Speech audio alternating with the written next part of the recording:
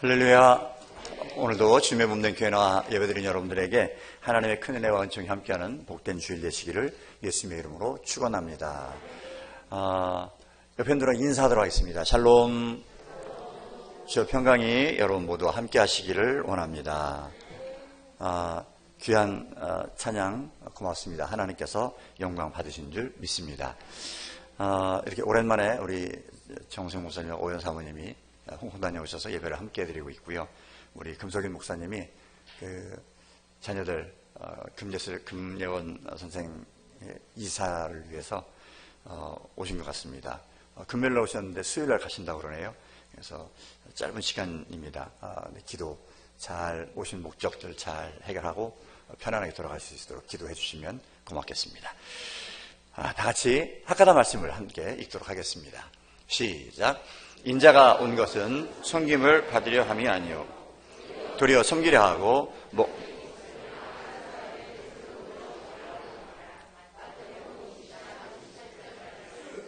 아멘, 아멘. 예수님께서는 예수님의 생애를 그 변방이었던 주로 갈릴리 지역에서 주로 활동을 하셨습니다. 그리고 이제 예루살렘을 향해서 올라오시는 그런 전체적인 삶의 그림이 되겠습니다.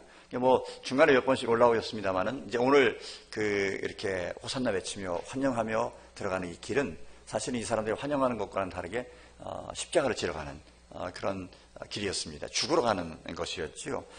근데 그 가는 길이 우리가 생각할 때는 화려했으면 좋겠는데 그렇지 못합니다. 초라하기 짝이 없습니다. 참 작은 모습으로 입성하고 있습니다. 많은 사람들이 새끼 나귀를 타고 들어오신 예수님 연도에 자기의 겉옷을 벗어 쭉 깔아드리고 그리고 나무가지를 꺾었는데 그 중에 이제 종려나무 가지를 함께 꺾어드려서 이를 기념해서 종려주일이다 이렇게 이제 얘기를 합니다. 대개 이제 우리들이 알고 있는 대추야자라고 하는 거 있지요. 그 나무를 얘기를 합니다. 아마 대추야자는 뭐 굉장히 큰데 여기는 날씨가 그렇게 아주 따뜻하지가 않아서 그냥 사람 손으로 꺾을 수 있는 만큼 그렇게 자랐는 모양이지요. 그래서 이제 그걸 꺾었습니다. 그래서 그 나무는 승리 그리고 또 안식, 축복 뭐 이런 의미가 있다고 합니다. 그래서 그걸 이제 꺾어서 마음껏 환영을 했습니다. 근데 어쨌든 가는 모습이 이 사람들이 기대했던 모습과는 전혀 다른 메시아의 모습과는 이 사람들이 기대하고 있는 왕의 모습과는 전혀 다른 그런 참 초라한 모습입니다. 어떻게 보면 조롱을 당하는 것 같은 그런 행로가 오늘 예수님께서 예루살렘에 입성하는 길이 아니었나 이렇게 생각을 합니다. 그러면서 끊임없이 평소의 삶에도 작은 자들, 약한 자들과 함께 사시고 그들 위에 사셨던 그런 모습들, 마지막 가는 모습도 이렇게 초라하게 예루살렘에 입성하는 이 모습을 보면서 오늘 우리들에게 자꾸는 화려해지려고 하고 강력한 힘을 원하고 그냥 도깨비 영망이 같이 무소불위 예수를 믿으면 힘을 휘두르기를 원하는 이런 우리들의 신앙의 모습하고 어떤 차이가 있는지 다시 한번 점검하고 우리의 신앙이 좀 더 주님 닮은 결단을 할 수 있는 주님을 따르겠습니다. 예수를 따르겠습니다 하는 그 결단을 하는 그런 귀한 종려주일 그리고 부활주일이 꼭 되었으면 좋겠습니다.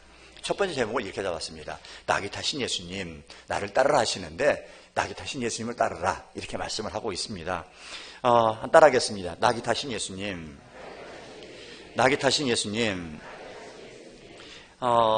예루살렘에 예수님께서 입성을 하시는데 이제 여리고를 거쳐서 쭉 감람산을 거쳐서 이제 감람산 그 지류들에 있는 그 산등성이들에 있는 마을을 지나거든요. 그래서 감람산 그리고 오늘 본문에 나오는 벳박에 그리고 또 하나가 있습니다. 베단이라는 데가 있습니다. 이제 이런 곳을 이렇게 쭉 거쳐서 예수님께서 마지막 가시거든요. 근데 오늘 본문에서는 이제 감람산과 벳박에만 나오는데 요한복음에 보니까 거기에 베단이 마을이 나오고 있습니다. 그러니까 예수님께서 가신 길들을 쭉 이제 각자 기자의 그런 특징에 따라서 이제 기록을 더 상세하게 해놨겠지요. 근데 합쳐보니까 그런 지역들, 감람산, 그리고 그 감람산에 속해 있는 벳박에, 그리고 베다니, 이런 지역을, 그렇게 거쳐서 오신 거예요.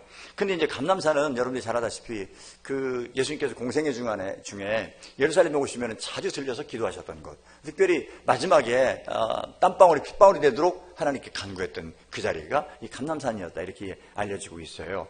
그리고 우리 주님이 마지막 승천하신 산이 감람산입니다. 그리고 마지막에 다시 너희를 본 대로 다시 오리라 라고 약속을 받은 곳이 이 감람산이었습니다. 이렇게 굉장히 유서 깊은 그런 산이었습니다. 그리고 또 한 가지, 벳박에는 여기 보니까 이제 벳박이라는 것은, 벳이라고 하는 것은 집이라는 뜻입니다. 그리고 박이라는 것은 설익은 무화과를 박이라고 얘기를 한답니다. 그러니까 설익은 무화과나무의 집, 이렇게 얘기를 할 수가 있겠죠. 근데 이제 이 설익은 무화과나무는 어떤 의미가 있는가 했더니 이래요.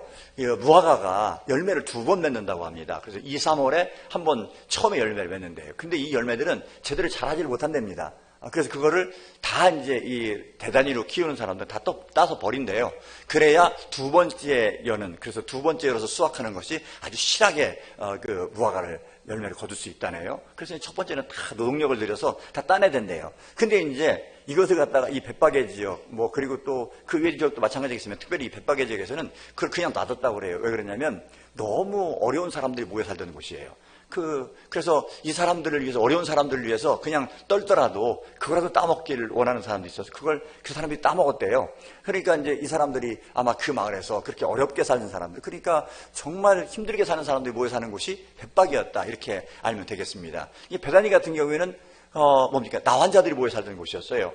그래서 정말 어떻게 보면은 비참한 사람들이 모여 살던 지역들. 그러니까 예수님께서 지나간 그 지역들이 화려함과, 그리고 아주 그냥 왕의 대로와 이런 것과는 거리가 있는 그런 지역들, 그런 동네들을 쭉 거쳐서 오신 것을 볼 수가 있습니다. 그런데 이 지역들이 예수님과 깊은 관계가 있어요. 그리고 주님을 정말 사랑했던 사람들이었던 것 같습니다. 그래서 벳박에 이르렀을 때, 오늘 본문의 배경이 되는 벳박에 이르렀을 때 가가지고 나귀 새끼를 끌고 와라. 나귀와 나귀 새끼를 끌고 와라. 그러면서 2 제자를 보냈을 때, 그때 기꺼이 내어줬던 곳이 이 마을. 예수님을 사랑했기 때문에 이런 일들이 가능하지 않았나. 또 한 가지는 뭔가 했더니 이런 거지요. 우리 주님께서 모든 것들을 다 주관하시는 분, 모든 것들을 다 인도하시는 분. 그러니까 주가 쓰시겠다라는 것은 우리 주님이 모든 것들 다 주재하고 계시다, 모든 것들을 다 경영하고 계시다. 그러니까 주님이 필요하시면 여기 있습니다 하고 아무 말도 안 하고 주님께 드리는, 그래서 기뻐 드리는 그런 사람들이 모여 살던 곳,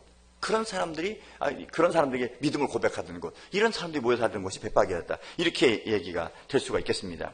근데 이제 오늘 본문에 있는 말씀 보니까 예수님께서 나귀를 타고 오는 것은 오래전에 하나님께서 약속했던 그 말씀을 이루는 것이었다라고 이렇게 얘기를 하고 있습니다. 4절 한번 읽어볼까요? 4절입니다. 시작. 이는 선지자를 통하여 하신 말씀을 이루려 하심이라. 일러스되 5절에요. 시온의 딸에게 이르기를 내 왕이 내게 임하나니 그는 겸손하여 나귀 곧 멍에 매는 짐승의 새끼를 탔도다 하라 하였느니라. 아멘. 여기 보니까 예수님께서 가시는 길들은 그냥 그 마을들을 거치고 어려운 사람들과 관심 있어 가는 것이 아니라 하나님께서 하셨던, 이미 구약에 있는 몇백 년 전에 선지자들이 했던 말씀들을 이루려는 그런 인생이었다, 그런 삶이었다, 이렇게 말씀을 하고 있습니다. 주의 뜻을 이루는 삶이었어요. 원하기는 저와 여러분의 삶이 예수님과 같이 말씀을 이루는 삶이 되기를 간절히 원합니다. 그래서 주님께서 원하시는 때, 그때 주가 쓰시겠다, 마음껏 요구하시는 사람들, 마음껏 드릴 수 있는 사람들, 그리고 주님께서 그 가신 길을 그대로 따라갈 수 있는, 예수를 따르는 사람들, 이런 믿음의 사람들이 다 되시기를 간절히 원합니다. 어쨌든 이 말씀이 어떤 말씀인가 했더니 스가랴 선지자 때에 했던 말씀이에요. 스가랴 선지자는 여러분이 잘 알고 있는 BC 520년경에 학개 선지자하고 비슷한 그런 시기입니다. 그러면 그때라는 것은요, 이스라엘 백성들이 포로 귀환을 해가지고 성전을 지을 때입니다. 근데 성전을 짓는데 성전에 기초를 놓고 나서 16년 동안이나 이 성전을 완공을 못하고 있었어요. 여러 가지가 있었겠지요. 근데 있었겠는데 우선은 주변에 있는 나라들이 그들을 그냥 성전을 짓도록 놔두지 않고 계속해서 방해를 하는 거예요. 그런데 그만큼 이스라엘은 어려운 상태에 있었다는 얘기지요. 어려운 가운데 힘이 약한 상태였다는 얘기지요. 그럴 뿐만이 아니라 또 와서 해야 되니까 완전히 산업이 다 초토화됐지 않습니까?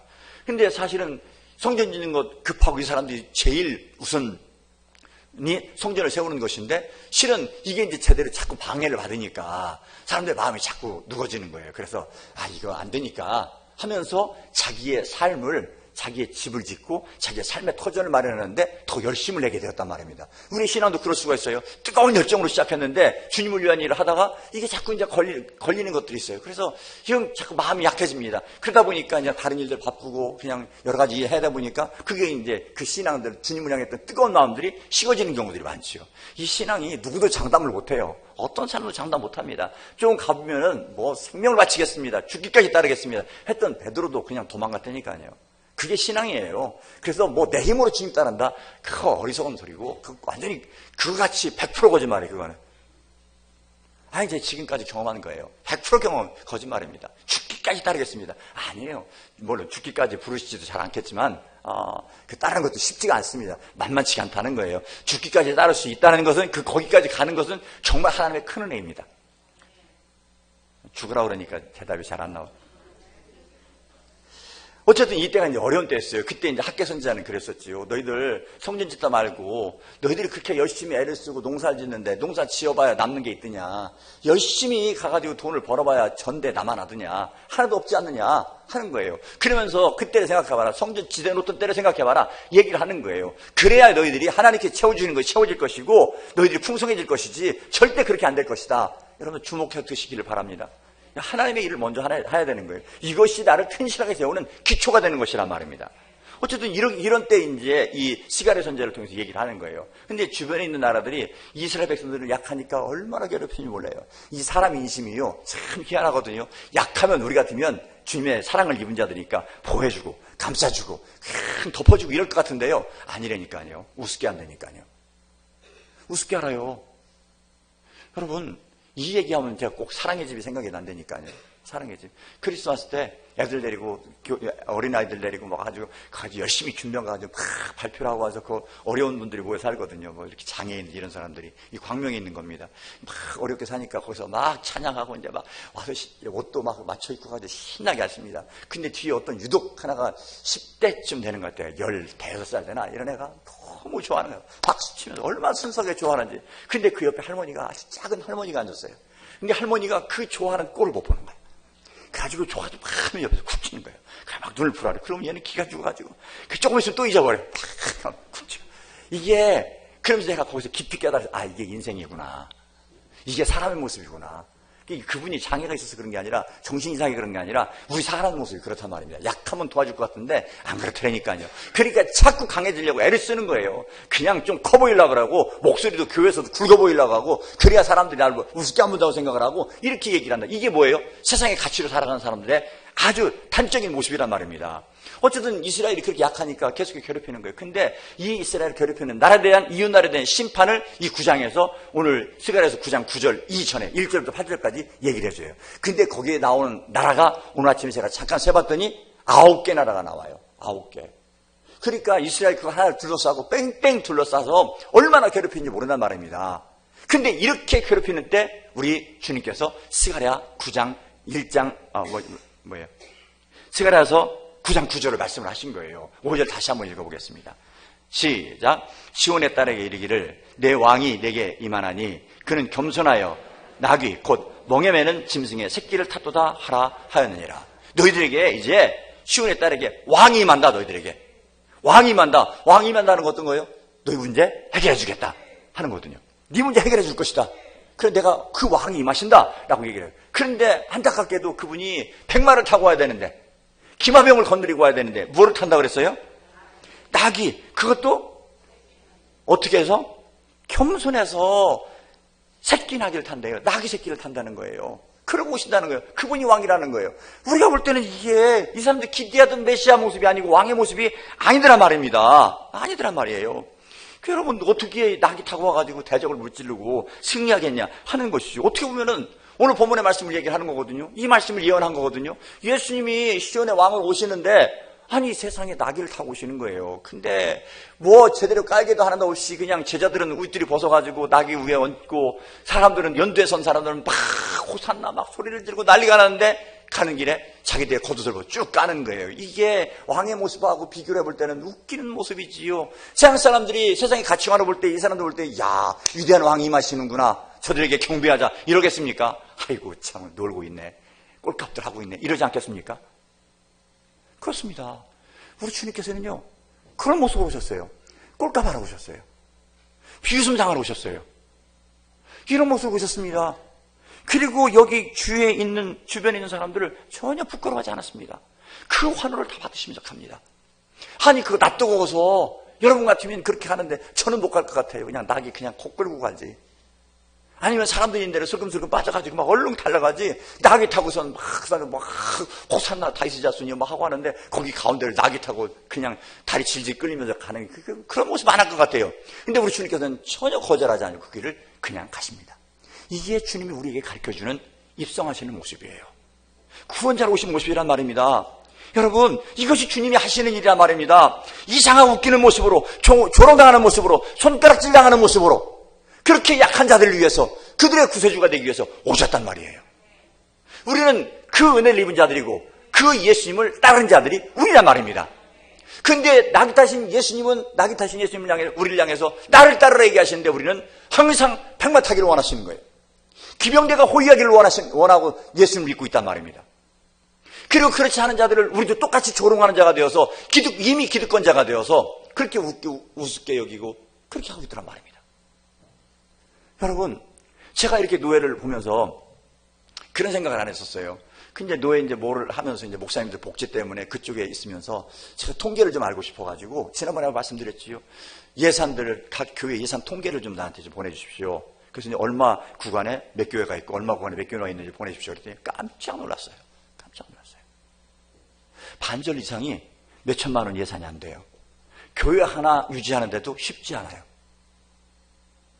여러분, 70% 이하가 교회들이 자립하기가 쉽지 않은 형편에 있어요. 그럼 이분들 어떻게 사느냐 했더니 열심히 일해서 살아요. 뭐 이중직 해줘야 되나 말아야 되나 뭐 지금 논의하고 있고, 옛날 같으면 뺏겼어요. 그만하라고. 제가 아는 분도 그만하라고, 직장 둘 가지면 안 된다 그래가지고 교회를 내놨어요. 그분이 교수님이었는데, 중앙대 교수님이었는데, 은혜 받아가지고서 나중에 가신대를 가가지고서 교육과가 있었는데, 거기서 공부한 거예요. 그래가지고 안수를 받았어요. 그러니까 교회를 개척했어요. 그래가지고 교회를 개척해 몇십 명 되니까, 총회에서, 안 된다. 왜 두 개를 교수를 내놓든지, 목사 내놓든지 이러니까, 그냥, 목사 내놓더라고요. 교수님을 하고 교수하고. 근데 그분이 굉장히 아쉬워했었어요. 근데 지금 이렇게 보면서, 와, 그렇게 했었는데, 그분들이 왜 그런가 했더니, 이제 이중직 얘기가 안 나와요, 더 이상. 그냥 의무로 다 이제 일을 한다고. 왜? 먹고 살아야죠. 그러니까 하는데, 그런 거 보고 내가 깜짝 놀랐어요. 그러면서 이번에 제가 노예 때 호소를 하려고 그래요. 큰교회 목사님 여러분들 은혜 받은 분들 아닙니까? 좀 관심 좀 가지고 함께 하십시다. 이분들 함께하고, 함께 어울리고, 함께 식사라도 하고, 큰 거 말하지 않습니다. 예산 하나 달라는 거 아닙니다. 함께 하십시다. 라고 제가 하소연을 하려고 그래요. 하소연을 하려고. 왜 그러냐면, 그분들이 어떻게 생각하면은, 여러분, 얼마나 귀하게 한국교회를 끌고 간 사람들이에요. 못자리 같은 사람들이에요. 우리는 그냥 작은 교회, 규모도 없고 별것도 없고 그냥 하는 게 그냥, 그래, 우습고 그러니까 나중에 안 되면 조금 기분 나쁘면은 시험 들고 그러면 큰 교회로 가고, 그냥 큰 교회에서 하지 뭐 이렇게 얘기를 하는데, 제가 이렇게 다시 보니까, 나이 먹어서 이렇게 보니까, 너무 그분들이 소중한 거예요. 그걸 놓치지 않고, 여러분 그냥 놔버리면 되잖아요. 아니, 몇 명 되지도 않는 거, 19명 놔두고서 무슨 목회를 한다고, 교회 유지하는 것도 쉽지 않은데, 그냥 세내야지, 해야지, 관리해야지. 그리고 여러분들 큰 교회 떳떳하고 하지만 작은 교회인데 목사님이라 하면은 그렇게, 누가 알아주깁니까? 참다운 비웃음거리 되지요. 그렇지 않겠습니까? 근데 그걸 끓이고 하는 거예요. 막 눈물 날 정도로 막 감동이 되는 거예요, 제가. 정말, 이분들이, 그런데 한국교회가 그런 교회가 스타되니까요. 거의 다가 그런 교회라니까요. 우리 눈에는 큰 십자가 보이고 큰 교회 보이지만 아니라니까요. 그걸 바치고 있는 못자리와 같은, 아니면 밭과 같은 그런 수많은 교회들이 수도 없이 널려 있다는 거예요. 수도 없이. 여러분, 그러면서 이게 우스운 모습을 봤어요. 근데 예수님이 그렇게 하셨다는 거예요. 예수님께서 언제 막 운동하셨습니까? 막 사람들 궁중권에서 데모한다고 그랬습니까? 로마가 틀렸으니까 물리치자 했습니까? 한 번도 안 그랬어요. 그냥 당하고 그냥 갔습니다. 그냥 홀로 간 거예요. 그런데 여러분, 우리 주님이 왕의 왕으로 그렇게 오셨다는 거예요. 그러면서 그 길을 우리한테 따르라는 얘기예요. 여러분, 좀 더 낮아지고 좀 더 겸손한 모습으로 주님 앞에 서는, 사람들 앞에 서는, 한국교회 앞에 서는, 민족 앞에 서는 여러분 얘기를 간절히 원합니다. 그래요. 그런 예수님을 닮아가는 저와 여러분이 꼭 되기를 간절히 원해요. 그런데 이 주님, 우리가 볼 때는 우리가 원했던 분이 아니고 낙이 타고 그렇게 그것도 새끼나기 타고서 그냥 달지 끌면서 웃기게 오는 그 모습을 이렇게 얘기를 하고 있어요. 9장 10절에 보니까, 시가랴서 9장 10절에 보니까 이렇게 말씀을 합니다. 시작. 내가 에브라임의 병거와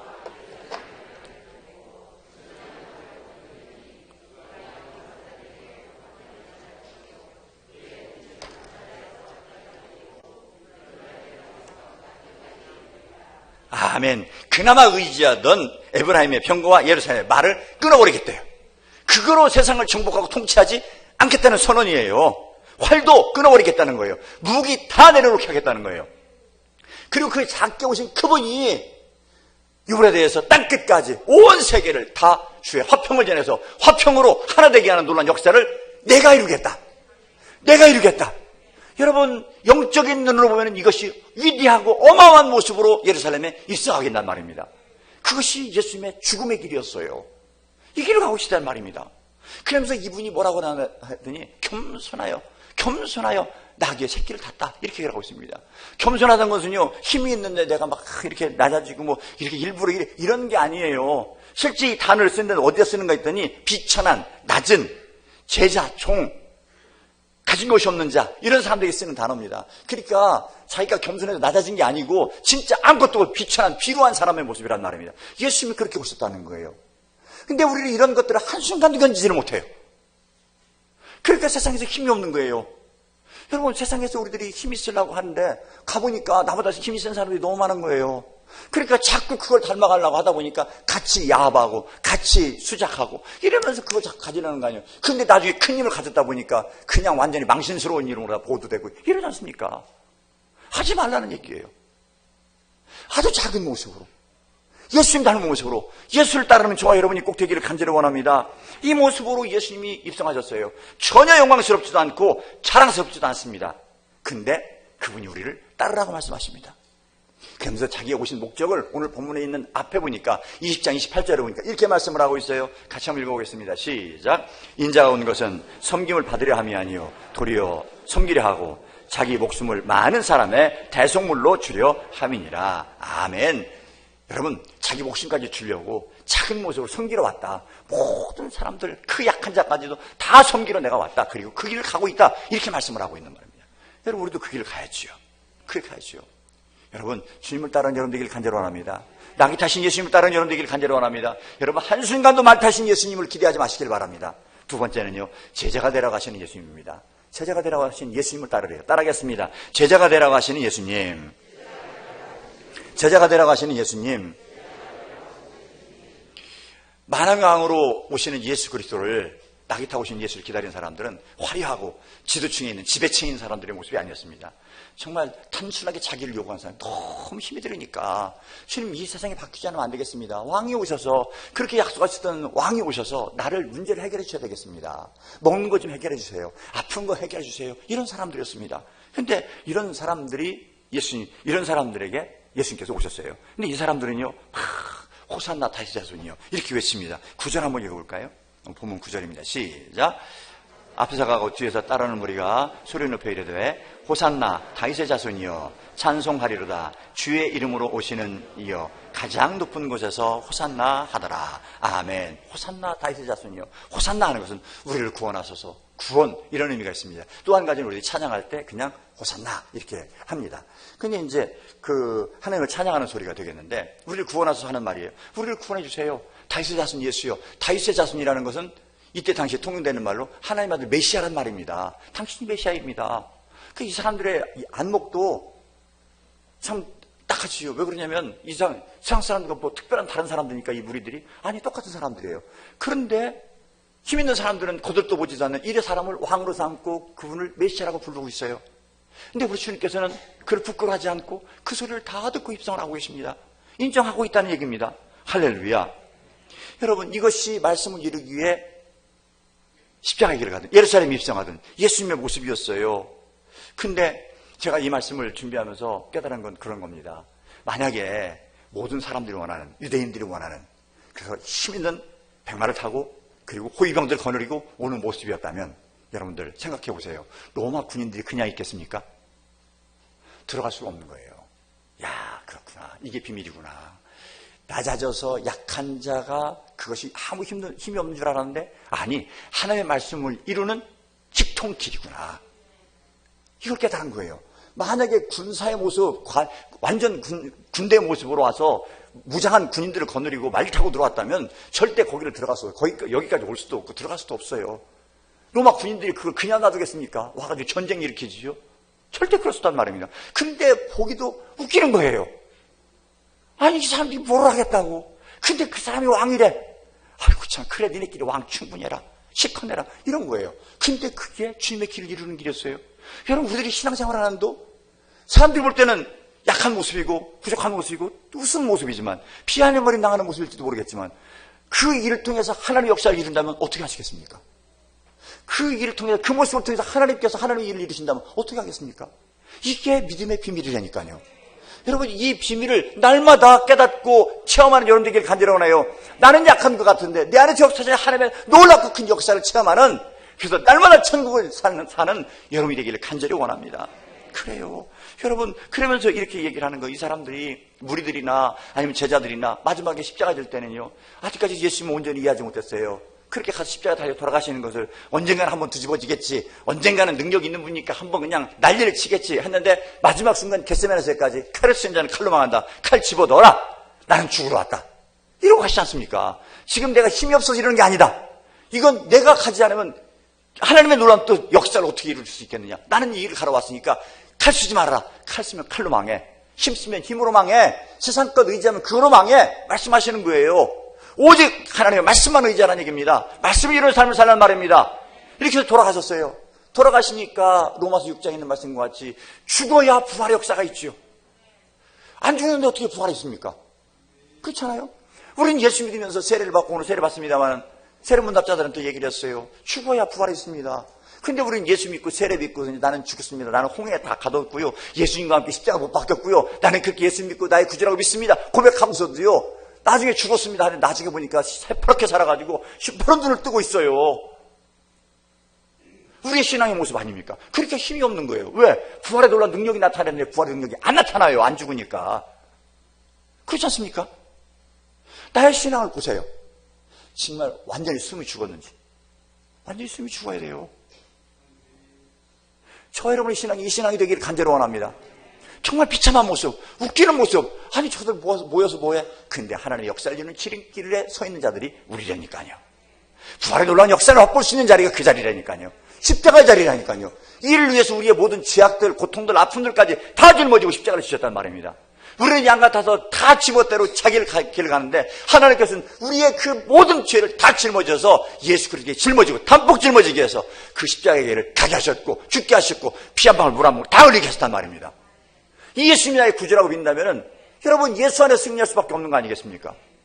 그 길을 따라야 되지 않겠습니까? 오늘 주님께서는요, 이렇게 따르는 제자가 되라 말씀하시는 거예요. 여러분들 인사하겠습니다. 제자가 됩시다. 제자가 됩시다. 그러니까 마지막에 도망가는 부활하신 예수님을 만나고 나서 도망갔던 베드로와 그 일당들을 잡으러 가지 않습니까?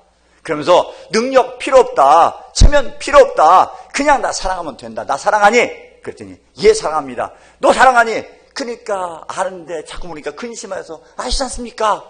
또 사랑하니? 주님이 아십니다. 근데 그러면 됐다. 그러고서 주님의 제자로 쓰지 않습니까?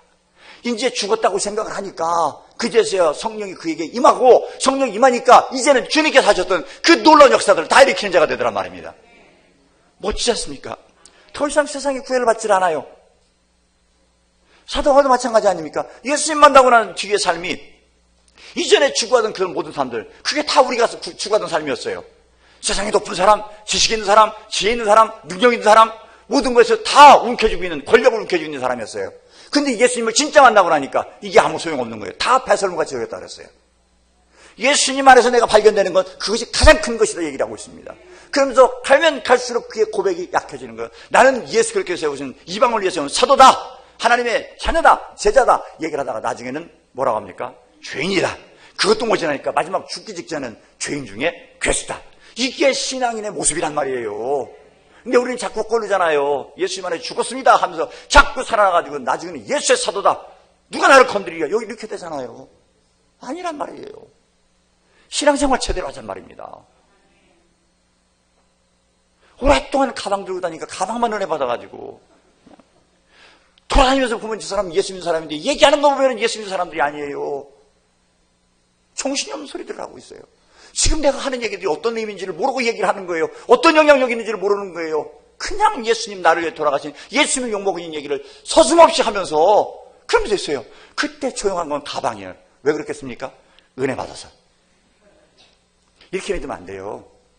이렇게 믿으면 안 돼요. 그러면서 우리들이 얘기를 하셔요. 수고하고 무거운 짐자들아 다 내게 오라. 내가 너희를 쉬게 하리라. 나는 마음이 온유하고 겸손하니 내 멍에를 보고 내게 배우라. 그러면 마음에 쉼을 얻을 것이다.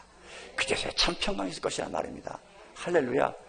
그러면서 이 마태가 얘기했던 하나님께서 이렇게 이끌어 오셨던 그 놀라운 역사를 쭉 얘기를 하는데, 마태가 다른 복음서에서는 이 나귀를 끌어오라 얘기만 했는데 여기는 나귀 2마리를 끌고 오라 그랬어요. 어미나귀하고 새끼나귀하고. 그래서 새끼나귀를 타고 그러시는 거예요. 여러분, 그 이스라엘의 멍에는 뭡니까? 짐승이 2마리가 끌게 돼 있어요. 그렇게 예수님께서 그 멍에를 초대를 하시는 것은, 그래야 쉽다고 하는 것은 내가 줘줄게. 넌 옆에 같이 가자. 그런 거예요. 내가 맺게. 내가 애미가 돼줄게. 너는 그냥 따라오기만 하면 돼. 우리를 그 자리로 초청하시는 거예요. 그러면서 쉼을 얻어라. 쉼을 얻어라. 주님이 십자가를 지고 죽기까지 따라오리라. 안 해도 된단 말입니다. 여러분들 아무리 노래하고 막 눈물, 달기똥 같은 눈물을 흘리고 뭐 막 난리를 쳐도 여러분 아니라니까요. 감정 조금 건드리면 열받아가지고 얼굴이 울그락불락. 나는 성령 받은 줄 알았더니 열받았어요. 주님께 맡기란 얘기예요. 주님이 해준다는 얘기예요. 이게 겸손입니다. 주님께 던져버리란 얘기예요. 그럼 내가 가자는 얘기예요. 할렐루야. 그렇습니다. 여러분, 내가 가는 길이 눈에 띄지 않아도 좋습니다. 멋지지 않아도 괜찮아요. 멋지지 않아도 괜찮아요. 자꾸 초라해도 주님을 사랑하며 그에게 맡기고 하면 그가 이루실 것입니다. 그가 이루실 것입니다. 오늘 세례식 성찬식에서 찍었는데도 많이 못 줄였습니다. 그래도 좀 늦더라도 찬양 하나 하고 기도를 하고 오늘 말씀 결단하면서 기도하고 하겠습니다. 예수 피를 힘입어 찬양하고 함께 오늘 말씀을 생각하면서 기도를 하도록 하겠습니다.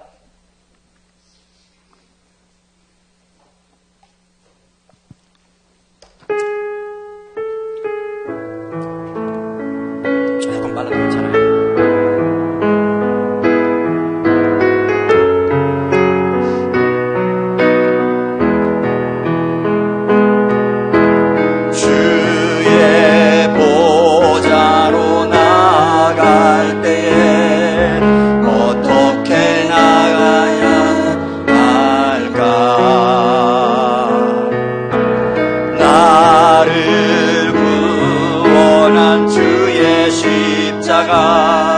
그것을 믿으며 가네. 주의 보좌로, 주의 보좌로 나갈 때에 나 여전히 부족하다. 나를 지으신 주의 그 사랑, 그것을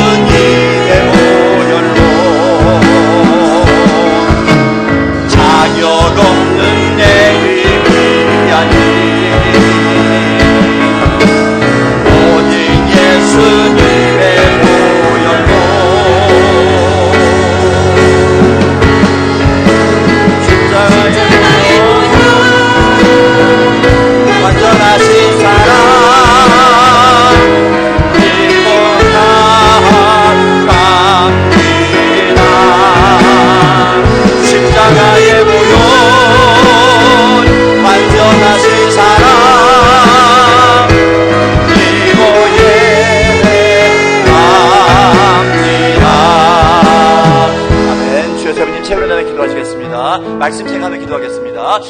주여, 주여, 주여. 할렐루야. 사랑과 능력에 하나님 감사합니다. 하나님의 구원하며 전당까지 귀한 말씀을 전하시기 고맙습니다. 주신 말씀 붙잡고 승리하는 복된 시간 되게 인도하여 주옵소서.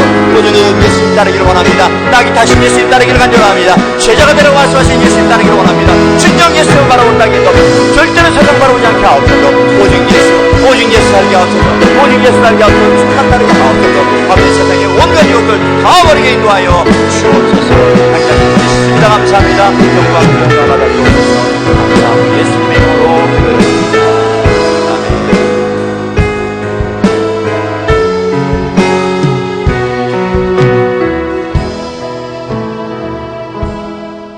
좋으신 하나님 고맙습니다. 저희들 종려주일에 귀한 말씀 주셔서 나를 따라오라고 말씀하시는 귀한 예수님의 음성 듣게 하시니 고맙습니다. 나기 타신 예수님 꼭 따르게 하여 주옵소서. 제자가 되라고 말씀하시는 그 음성 꼭 듣고 따르게 하여 주옵소서. 절대 세상의 유혹에 넘어가지 않게 하옵시고 오직 예수님만 바라며 예수님과 동행하며 승리하는 귀한 주의 종들 다 되게 인도하여 주옵소서. 감사하고 예수님의 이름으로 기도드렸습니다. 아멘.